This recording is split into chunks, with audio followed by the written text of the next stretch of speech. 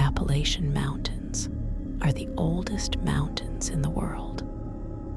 Older than the Atlantic Ocean.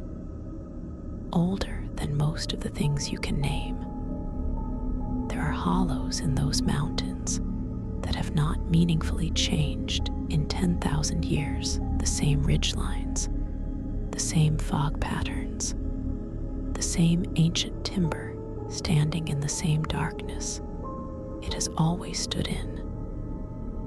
The trails that run through them are, in geological terms, brand new. The people who made those trails are, by any measure that the mountains would recognize, temporary. If you spend enough nights in the real Appalachian backcountry, past the maintained trails, past the fire roads, past the places where you can get a cell signal, you begin to understand something that the people who have lived in those mountains for generations have always understood. The forest is not yours. It is not hostile to you exactly. It simply predates you by an interval so large that your presence in it registers as something between irrelevant and mildly interesting. You are passing through. The forest was here before you arrived and will be here in exactly the same condition after you are gone. It does not need anything from you, but some of the things that live in it, apparently, have noticed you are there. These are 5 accounts from people who went into the Appalachian backcountry and came back with something they could not fully explain. I have been collecting these kinds of stories for several years. The people who tell them are not, as a rule, people who enjoy being frightened. They are hikers, campers, people who spend significant time in the outdoors and have calibrated sensible baselines for what the forest sounds like and what it does not. When they tell these stories, they do not embellish them. They tell them carefully, with a specific kind of precision that comes from having turned the events over in their minds many times and wanting to get the details exactly right. I am going to tell them to you the same way, plainly, because that is the only way they should be told. Story 1. Appalachian camping. Someone was circling our tent every night. There is a place in the Appalachians that the people who know it call Singing Cove. It sits in a long, narrow hollow between 2 ridge walls, and on still evenings, the particular shape of the terrain creates a resonance effect with the wind that passes through it, a low, almost tonal sound that rises and falls with the air movement, that sounds, in certain moments and under certain conditions, almost like a voice, almost like something large and patient is humming to itself in the hollow below. It is a known acoustic phenomenon for that valley. The first time I heard it driving in on the forest road with my 2 friends Daniel and Reese, I mentioned that it sounded like the mountain was singing. Daniel told me that was an excellent observation that he wished I had kept to myself, and we did not speak about it again until after everything else happened. It was a 4-night trip. Daniel, his girlfriend Reese, and me. Backcountry camping in the strict sense, 3 miles off the nearest maintained trail in a section of the cove that Daniel and I had used twice before, without any particular incident. We knew the terrain. We had good gear. We had no itinerary beyond staying 4 nights. and coming back to regular life, slightly more composed than when we left it. That is usually how it works in the backcountry. You go in with whatever weight you have been carrying, and you let the forest neutralize most of it, and you come home lighter. That is usually how it works. The first night I woke at 2 in the morning without understanding what had woken me. I lay still for a moment and listened to the cove settle into its nighttime register, the creek 40 meters downhill, the wind moving the upper canopy, the minor sounds of the forest doing the things forests do when they think no one is listening. And then I heard it. Footsteps. Not close, not panicked, not erratic, deliberate, slow footsteps in the dry leaf litter just outside the tent, moving from the left side of the tent, around behind it, and continuing toward the right. I held completely still and listened to them complete the arc. They went all the way around. Then they stopped. I lay there for a long time afterward, running through the catalog of reasonable explanations.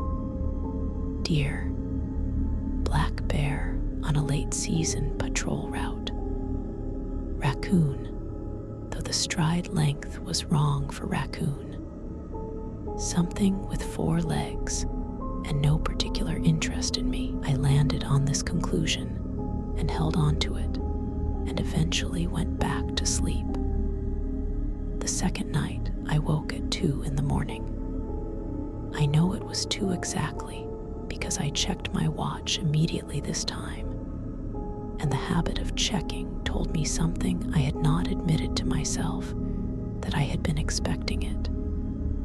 And there it was, the footsteps again. Same pace, same measured, unhurried arc, starting on the left side of the tent, moving behind, coming around to the right. The full circle took approximately 2 minutes at that pace.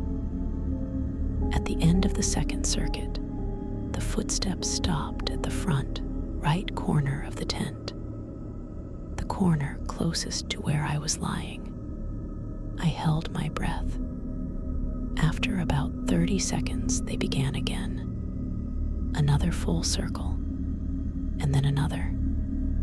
I counted 3 complete circuits before they stopped for the night, somewhere around 2:30, and did not resume. I lay awake for a long time afterward, and then I woke Daniel. He was not receptive. He told me I had been half dreaming, that the woods were full of animals moving at night, that I should sleep. I understood his position. I would have said the same thing in his place. The third night, all 3 of us were awake before 2 o'clock. Reese had confided that evening at the fire that she had heard something on the second night after I woke Daniel footsteps. She said, circular, deliberate, moving around the tent, and had not mentioned it because she did not want to be the person who said it out loud. The 3 of us had agreed to stay awake past 2 and simply observe, to gather information rather than react to it. 2:15, the footsteps returned. We sat in silence inside the tent. Daniel had one hand on the door zipper, but did not open it, and none of us spoke, and we listened to something walk a complete, unhurried circuit of the tent. The full perimeter, 2 minutes, then a second circuit.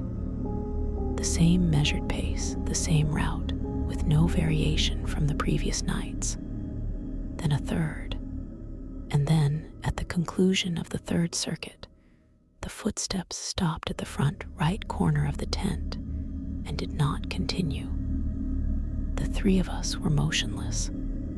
From outside the tent, from the exact point where the footsteps had stopped, we heard something breathe.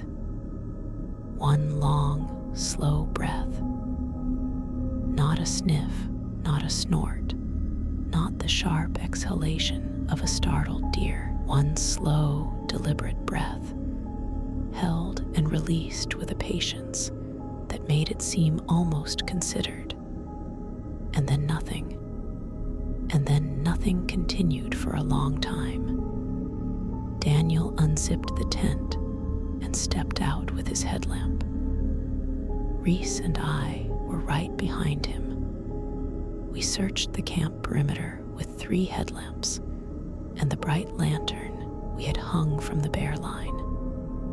No animal, no person, no clear tracks in the leaf litter, though the litter itself was disturbed in a circular band around the tent that was consistent with something having passed over it repeatedly. The leaves pressed and shifted in a pattern that matched the arc of the footsteps we had heard. We stood in the dark and looked at each other and did not say anything useful for a while. The 4th night, nothing happened. The footsteps came again at 2. We heard them, all 3 of us awake again, despite ourselves. And this time, they made 4 circuits and stopped, and there was no breathing. And then they were done, and we lay in our sleeping bags until morning, telling ourselves it was over. We packed out the morning of the 5th day without discussing whether to stay the final night. We have talked about returning to Singing Cove twice in the years since this happened and have not returned. I do not know what was circling the tent. I have thought about it more times than I can count, turning over the possibilities, examining the evidence. What I keep coming back to is not the footsteps or the circles or even the 3 patient circuits on the 3rd night.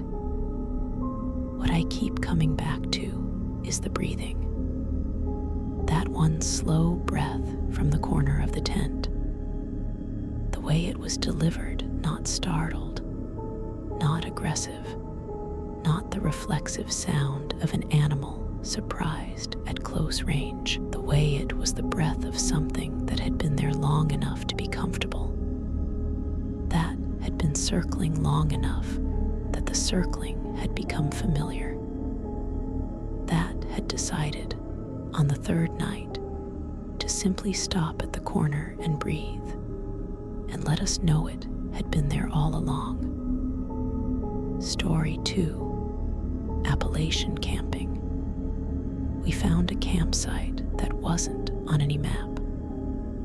I want to be very precise about what I mean when I say it was not on any map, because I have heard the obvious objection, and I want to address it directly.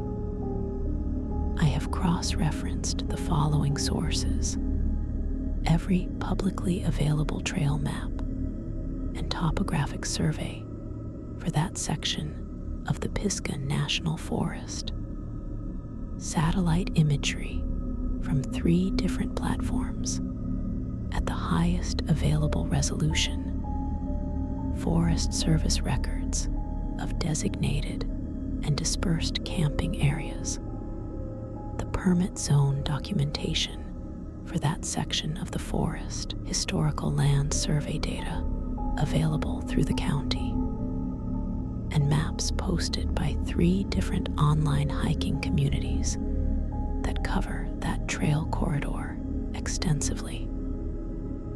I have asked 2 different Forest Service rangers, framing the question neutrally without leading them, and received responses that confirmed no designated, maintained, or officially recorded campsite exists at the coordinates I am describing. I am not saying I found a random clearing and mistook it for a campsite. I am saying I found a campsite built with skill and care and used over a significant period of time that does not appear in any record I have been able to locate. And the fire pit at its center was warm when I put my hand over it. I was alone on this trip, a 5-day solo route through a section of the southern Appalachians. I had not previously traveled 43 miles of ridge and valley terrain, with about 8,000 feet of cumulative elevation gain, planned over 8 months, permitted correctly.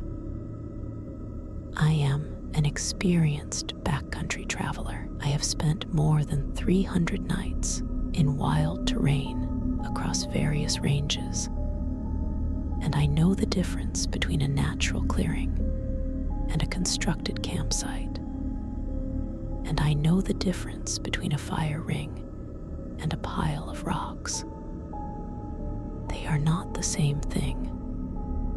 I found it on the afternoon of day 3 when I stepped off the trail to check a stream crossing I had marked on my map. I pushed through approximately 60 meters of dense rhododendron, the kind of impenetrable Appalachian rhododendron thicket that discourages all but the most determined off-trail travel, and came out into a clearing that stopped me in my tracks. It was roughly 30 feet across, roughly circular in the way that clearings become circular when they are maintained over time rather than cut at once. 4 flat tent pads, clearly defined compressed earth, no vegetation, worn smooth in a way that requires repeated use over multiple seasons. A fire ring of flat river stones fitted together with genuine care, the kind of ring that takes hours to build properly and years to look the way this one looked. A length of paracord strung between 2 old oaks at exactly the right height and angle for a food. Hang the cord was old, sun-bleached, slightly frayed where it contacted the bark, the kind of wear you see after multiple seasons of use. I stood in that clearing for several minutes taking stock of what I was looking at. Someone had built this site. Someone had used it many times over many seasons and had maintained it. And someone had been here that day within the last several hours, because when I placed my open palm 6 inches above the center of the fire ring, I felt heat, not residual warmth of a fire from the previous night. Heat, active heat from coals that had not yet finished cooling. Someone had built a fire in that ring earlier that same day, and it had been burning within the past 3 or 4 hours. I had passed no one on the trail since the previous morning. The site showed no signs of current occupation, no gear, no tent, no food, no equipment of any kind. Whoever had been here had taken everything with them. But the heat in the ash was not negotiable. Someone had been in this clearing on a weekday afternoon, miles from the nearest trail access in a section of forest that sees limited backcountry traffic, even at peak season. I made the decision to camp there. I have examined that decision many times since, and I am not proud of the reasoning that led to it, which was essentially, there is a perfectly constructed camp here. I am tired. There is probably a simple explanation for all of this, and the person who was here earlier is clearly gone and is probably miles away by now. I cooked dinner. I hung my food bag on the existing rope line, which held without issue. I let my cook fire burn down to nothing and poured water on the coals. I got into my tent as the light failed, and I lay there listening to the forest close in around me, and I told myself everything was fine. The telling did not entirely work, but it worked enough to let me sleep. I woke sometime after midnight to the smell of smoke. Not the dead, cold smell of my own extinguished fire. Fresh smoke, sharp and green, the smell of active combustion. I sat up and looked through the mesh window of my tent toward the fire ring. There was a fire burning in it. Not a large fire, maybe a foot and a half of flame. The compact, controlled fire of someone who knows what they are doing, but a definite, real fire, burning in a ring I had doused myself with wood I had not put there. I looked at it for a long time. I did not hear voices. I did not hear footsteps. I did not hear anything except the fire and the forest and my own breathing. Just the fire burning alone in the dark, 10 feet from my tent, in a ring on a site that does not appear on any map, built at some point in the several hours while I was sleeping by someone who had apparently come into the clearing, built a fire, and left no other evidence of themselves.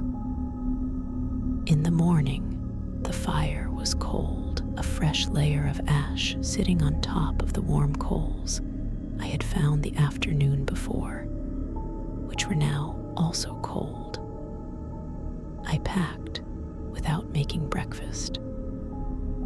I was on the trail within 20 minutes of first light. I did not stop to examine the site further. I completed the remaining 2 days of my route at a pace considerably faster than I had planned, and I was at my car a full day ahead of schedule.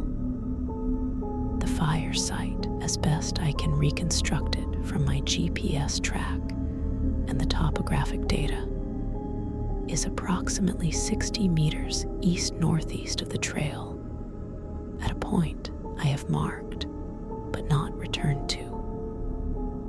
I have not found it on any image or document since. Whoever built that site built it to not be found. And whoever was there the day I arrived either did not know I was coming, or did know and went about their business anyway. I do not know which of those possibilities is the one I find more unsettling. I think about it regularly, and I have not resolved it. Story 3. Appalachian camping.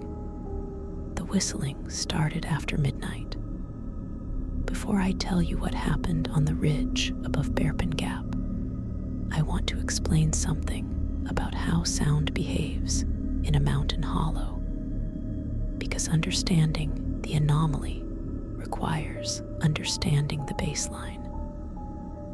Sound in a hollow does not travel the way it travels in open terrain. It reflects off ridge faces. It channels through canopy gaps and rock formations. It can arrive at a listener from a direction that bears no relationship to the actual location of its source. I know this. I have camped in hollow terrain dozens of times, and I have learned to account for these effects, to maintain skepticism about apparent direction of origin when I am in enclosed mountain geography. want you to understand that I went into this accounting for these variables, and I am telling you that what I heard above Bearpin Gap for 2 nights was not an acoustic anomaly. I have genuinely run out of ways to explain it as one. There were 4 of us. Me, my college roommate Owen, and 2 people Owen knew from work, Marcus and Calla. 5 nights on a ridge traverse route.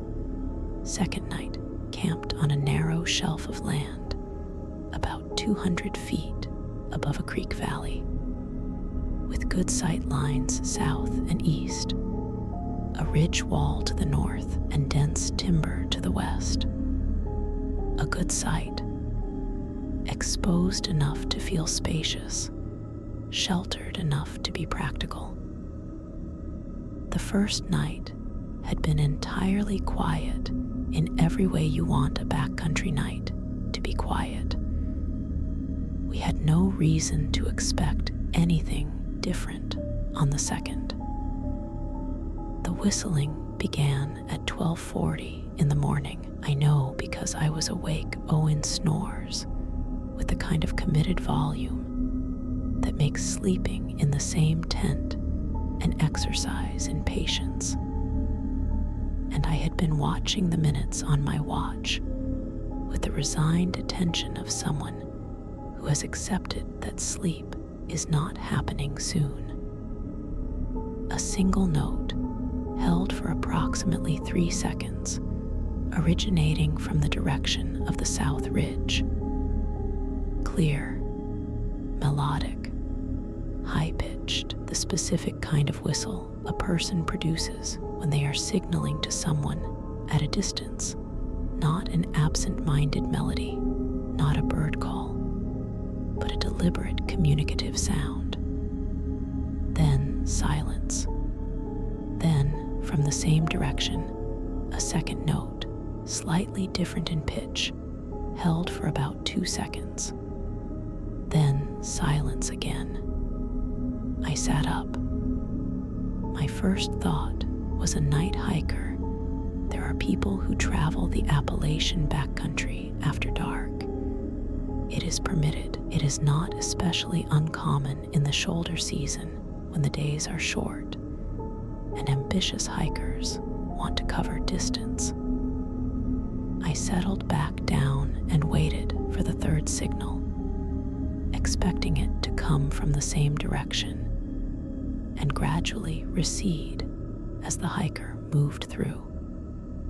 The third note came from the east, not from approximately east, from east, sharply and distinctly, with none of the spatial ambiguity that acoustic reflection produces. I sat up again. The South Ridge and the eastern approach to our campsite are separated by roughly 40 degrees of arc as measured from our tent. For a person to have relocated from the South Ridge position to the eastern approach between the second and third notes, a period of approximately 8 to 10 seconds, they would have needed to cover somewhere between a 1/4 mile and a 1/2 mile of rough mountain terrain in complete darkness. At a dead run, navigating by feel, I woke Owen. He took about 30 seconds to surface fully, and then lay still and listened. The fourth note came from the north, the ridge wall direction. There is no trail on the north face. There is no reasonable approach from the north in darkness without technical equipment. Owen processed this for a moment and then said, in a voice that was doing its best to be calm and was mostly succeeding, "That is 3 completely different directions in about 90 seconds. That cannot be one person." I told him I knew. We woke Marcus and Calla. The 4 of us sat in the tent for the next 1 hour and 50 minutes and listened the whistling move through the terrain around us.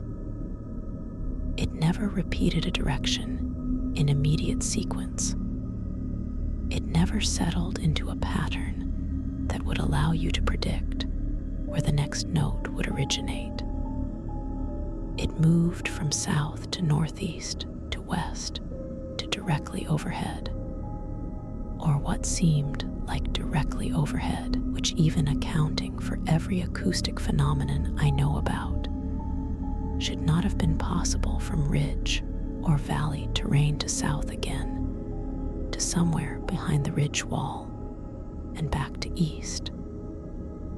Sometimes the notes were close enough that they seemed to originate within 30 or 40 feet of the tent, sharp and immediate and present. Sometimes they faded to the edge of audibility before sharpening again from a position that bore no logical relationship to where they had just been. The four of us tracked the positions with our eyes, as though we could locate the source by looking toward it, which we could not, which we knew, which we did anyway. It stopped at 2:50 in the morning. The final note came from the south, the direction it had started, and was held somewhat longer than the others. And then the forest returned to its normal night register and remained there until morning.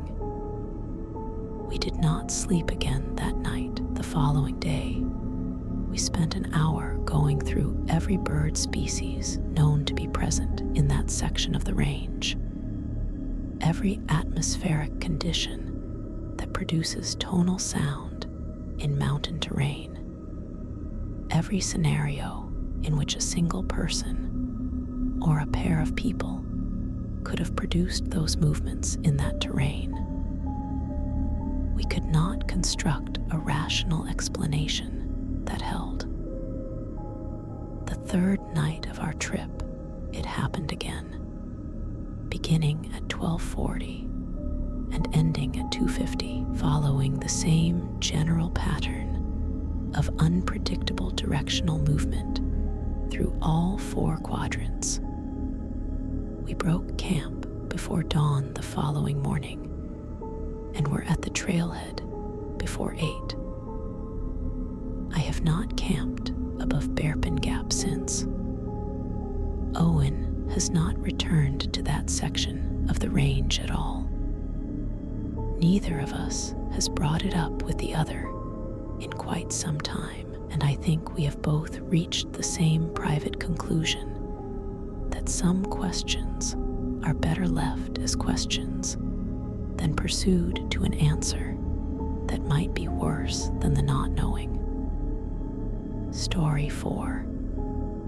Appalachian camping. Something kept mimicking my brother's voice. My brother Marcus and I have been camping together since we were old enough to carry packs and be trusted not to do anything catastrophically stupid in the backcountry. Across those years, we have accumulated a shared language of field habits, the particular way he moves through terrain in low light, the specific quality his voice takes on when he is tired versus when he is engaged versus when something has alarmed him. I know his voice in all its registers, the way you know a voice you have heard in every condition. This matters because what I am about to describe is not a case of auditory misidentification under stress. I know what my brother sounds like. I know it specifically and precisely, and with years of practice in difficult outdoor conditions. What I heard on the second and third nights of our trip in the Nantahala backcountry was his voice, used by something that was not him, doing something deliberate with it, from a position 30 feet away in the dark. 4 days into a 6-day loop route, camped in a drainage off the main trail, about 2 miles from the nearest road. Marcus and I alone on this one. We had been trying to coordinate a trip for over a year and had finally gotten a week in the same calendar. Good camp in a good spot. We had been hearing coyotes for 2 nights, which is normal for that region and not particularly alarming to people who know what coyotes sound like and what they do and do not do. The first 2 nights had been easy and quiet in the ways that matter. Second night, I woke at approximately 3 in the morning to the sound of my name. My name spoken clearly, at a conversational volume in my brother's voice, from the direction of the tree line at the northern edge of our camp, approximately 30 feet away. The voice was not distorted. It was not muffled. It had the exact pitch and cadence and slight inflection that Marcus uses when he is speaking normally to me in ordinary circumstances, not urgent, not alarmed, just my name spoken once, the way you say someone's name when you want to get their attention. I turned to my left immediately. Marcus was in his sleeping bag beside me, lying on his side, breathing with the deep regularity of someone in a solid sleep. I shook his shoulder. He shifted and made a sound, and then said, in the thickened voice of someone returning from deep sleep, he said, "What?" I said, "Did you just call my name?" He said, "What are you talking about? I have been asleep." And then, from the tree line, from that same position 30 feet to the north, my name again. Same voice, same tone, same unhurried, conversational delivery. I watched Marcus's face as he heard it.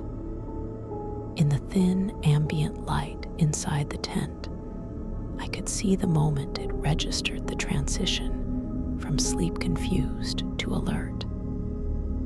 And then, from alert to the specific expression of someone processing an impossibility in real time. He heard his own voice coming from outside the tent. He was inside the tent. He heard this clearly and without ambiguity. We lay still, and the voice said my name once more, and then went quiet, and the tree line produced no further sound that night, and the 2 of us stayed awake in the dark without speaking for a very long time. The 3rd night, I was awake well before midnight. Marcus had not slept properly since the previous night, and was in that edged, over-alert state that 2 nights of bad sleep in the backcountry produces. We heard the voice for the first time that night at 12:15. My name again, from the tree line, in Marcus's voice.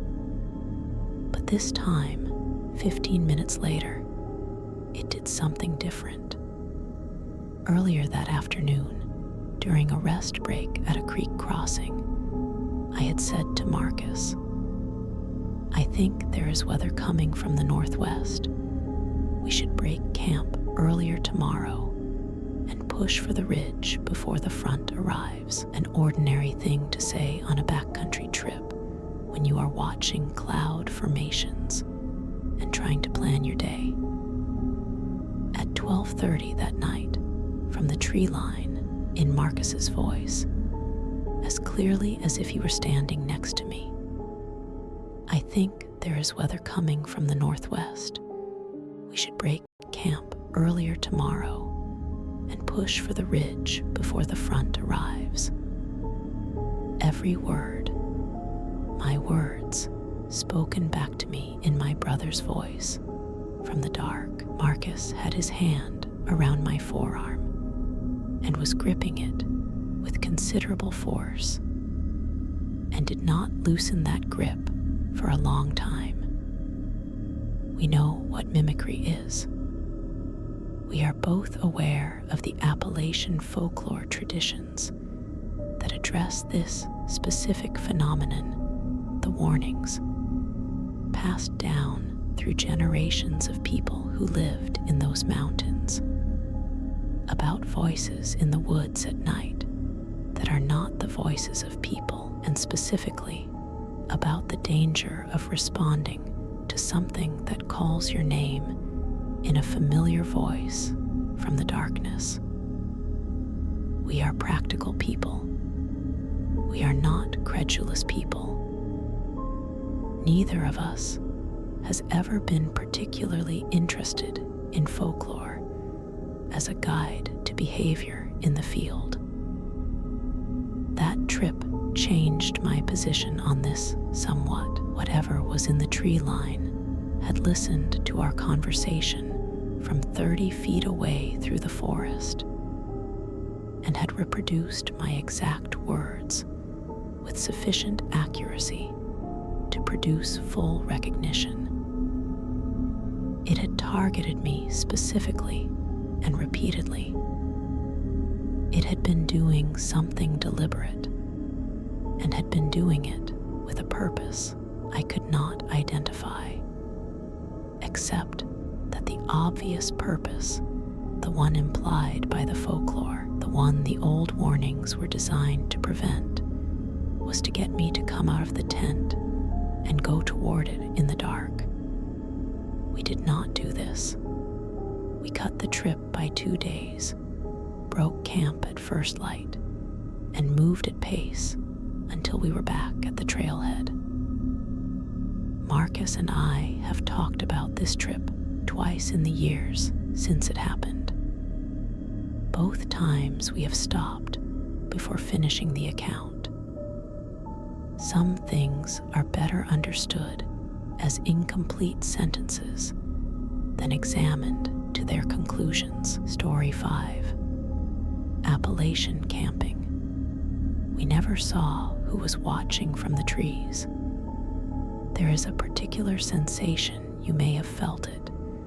Most people have at some point the sensation of being watched. Not a sound, not a movement, not any specific sensory input you can point to. Just a shift in your awareness, a prickling at the back of the neck, a subtle redirection of attention toward a specific area.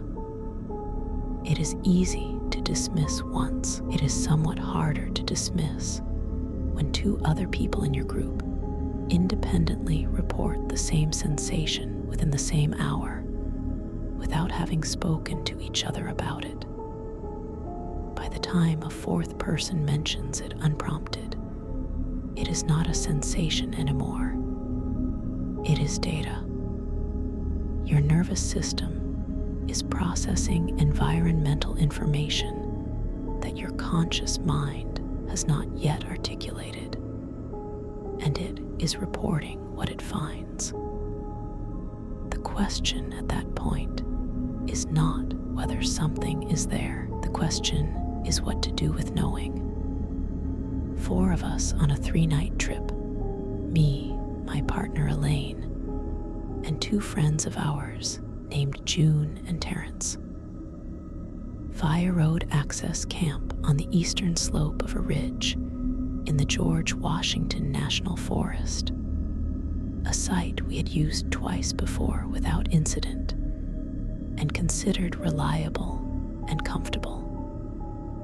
Car camping rather than backpacking, which meant we had more gear on the ground than a pack trip allows more comfort, more equipment, more things arranged around the site that could be seen and examined, and as it turned out, moved.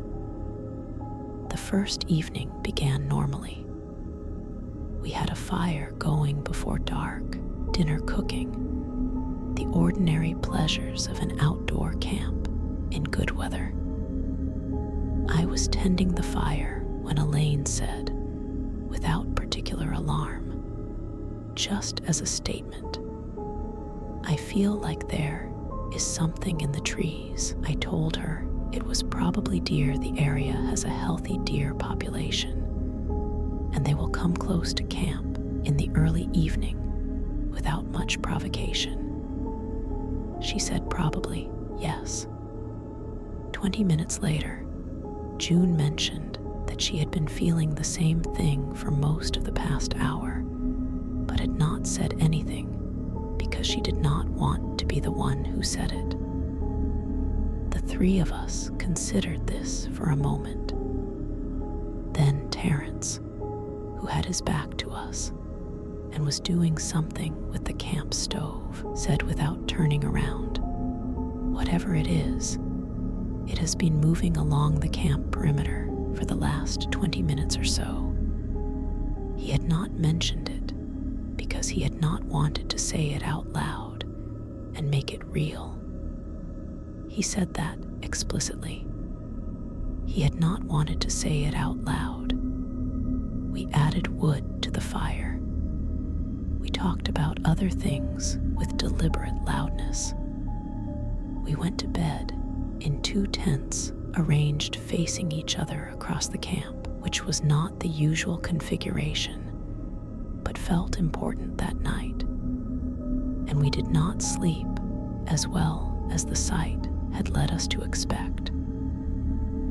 The second evening, I was the last to go to bed. I sat at the fire alone after the others had zipped their tents, feeding it slowly, watching the light it threw against the tree line, which at its maximum reach extended perhaps 20 or 25 feet into the forest. I was sitting with my back to one tent and my face toward the trees, and I was looking into the tree line the way you look at something you are trying to tell yourself you are not looking at. About 15 minutes after the last tent closed, I saw movement. Not the small, low, quick movement of a small animal, not the browsing movement of deer. A tall movement, a vertical movement, something at approximately human height, shifting its weight slightly between 2 tree trunks at the precise edge of the firelight, at the exact threshold between what the fire illuminated and what it did not. The shape was in that threshold for what I believe was close to a minute, not advancing, not retreating, simply present at the edge of the light in a posture that I can only describe as watching. And then the fire shifted, a log settled. The flame dropped slightly, the light retracted a foot or two, and the shape was gone. Not gone in the sense of having moved quickly away. Gone in the sense of having resolved back into the tree line, the way a shape resolves when the light no longer has enough reach to separate it from its background. I went to bed. I did not wake the others. I lay in the dark for a long time. The third morning, I came out of the tent at first light to start the stove, and I saw what had happened during the night before I had fully processed that something was different. Every item of gear that had been left outside the tents was still present. Nothing had been taken. Nothing had been broken or disturbed in a destructive sense, but everything had been moved. A folding camp chair that had been leaning collapsed against a tree was now open and positioned facing the tree line. A pair of my boots left on a ground cloth were now arranged toe-to-toe, pointed toward the forest. A stuffed sack that had been hanging from a branch on a cord was now on the ground, its cord draped neatly over the branch above it. The dry bag containing our water filter, which had been sitting on top of the cooler, had been moved approximately 6 inches and placed with a deliberateness that would have been unremarkable in any other context, but was here simply and specifically wrong. I stood in the middle of the camp and turned slowly and took inventory of each displacement. Methodical, deliberate, everything slightly wrong from where it had been, but nothing destroyed, nothing stolen, nothing done that you could characterize as aggressive. Just handled, examined, repositioned by something that had moved through our camp in the dark, with enough care not to wake us, and enough intention to leave its examination visible in the morning light. And then I saw the footprints on the ground cloth beside my boots. 2 clear impressions in the soft duff, where the ground cloth had not fully protected the forest floor. Human-sized, unshod, no-tread pattern, no sole geometry, just the bare impression of 2 feet standing close together, facing toward the tent I had slept in. The impressions were defined enough that whatever had made them had stood there for some time, or had pressed with some weight, or both. They faced the tent directly. They were placed precisely where someone would stand if they were standing at the tent door, looking at it, deciding something. We were gone from that camp in just over half an hour. We left a tent stake in the ground by accident, and I have not returned for it. I have thought, in the time since, about whether what happened over those 3 nights constitutes a threat. By the most literal accounting, nothing was taken, nothing was harmed, no one was directly approached or touched. It was intrusive, it was deeply unsettling, but it was not, strictly speaking, violent. I have turned this framing over many times, and I keep arriving at the same problem with it. A choice not to do something is still a choice.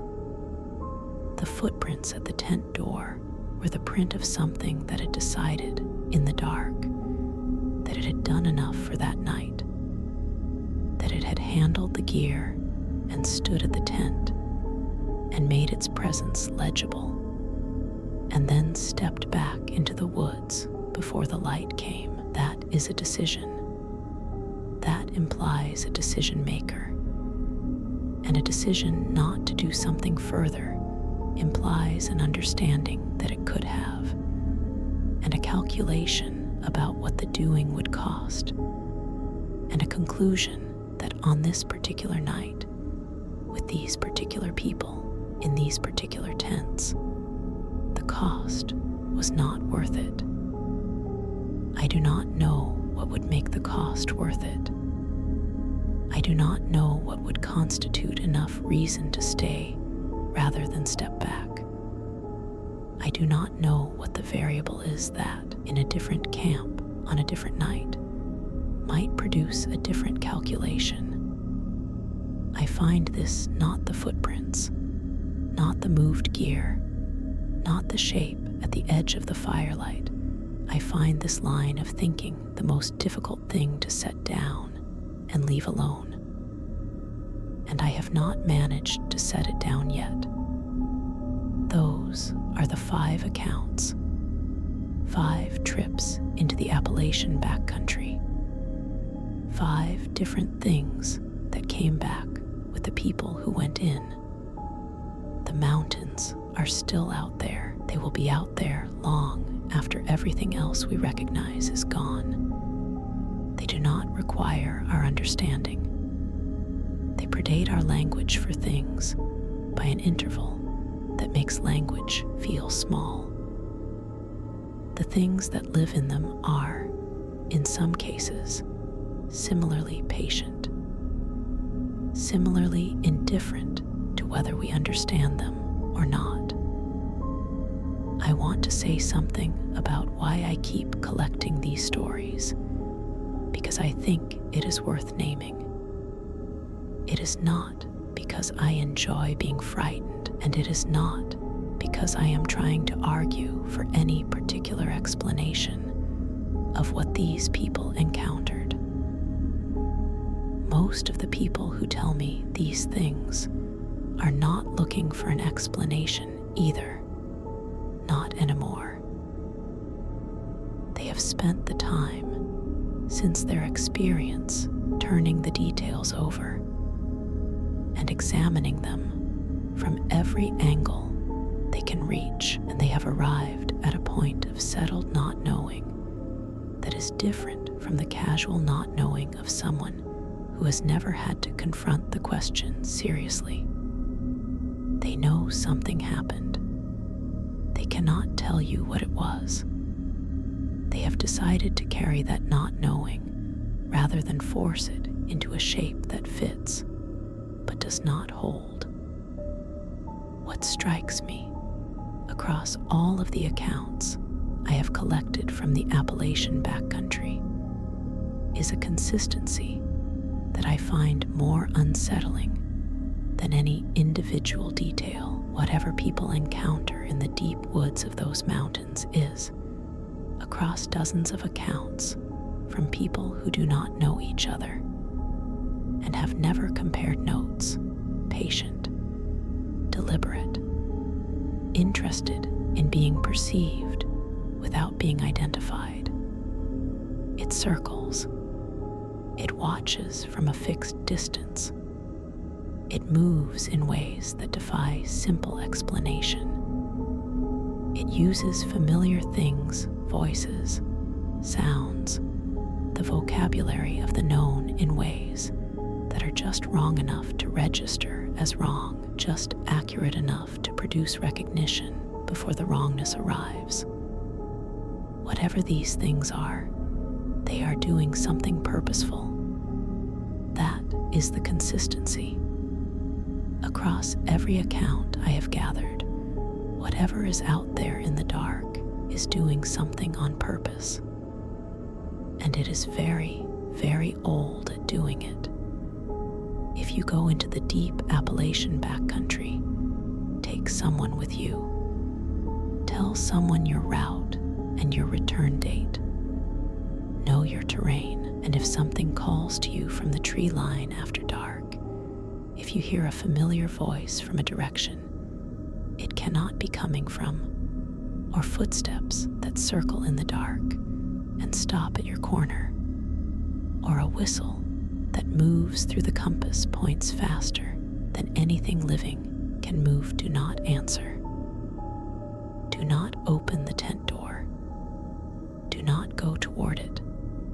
Whatever it is, it will still be there in the morning. It was there long before you arrived, and it will be there long after you leave, and it knows the difference. Sleep well.